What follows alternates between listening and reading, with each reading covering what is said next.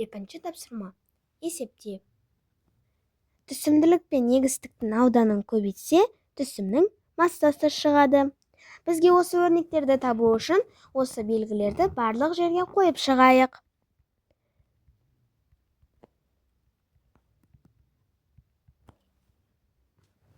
Бидайдың түсімнің массасын табу үшін 20-ны 35-ке көбейтеміз.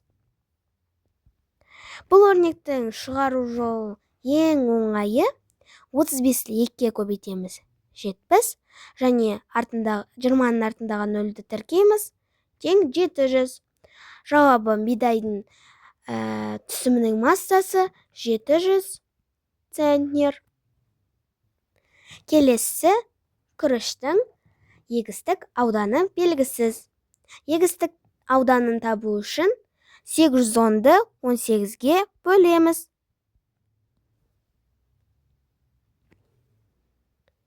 81-ден қайырамыз. Қане осы жанына тез 18-дің еселіктерін жазып шығайық. 18-ді 1-ге көбейтсе 18, 18-ді 2-ге көбейтсе 36, 18-ді 3-ке көбейтсе 36-ға 18-ді қоссақ тең болады 54. 18-дің 4 есесі тең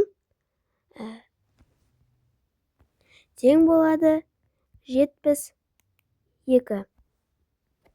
18-дің 5 есесі 90.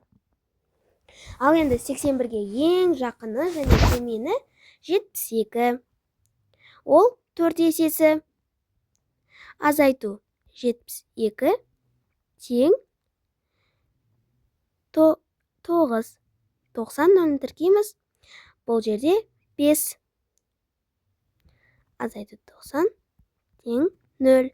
Бізде дұрыс шықты. Яғни егістіктің ауданы 45 гектарға тең.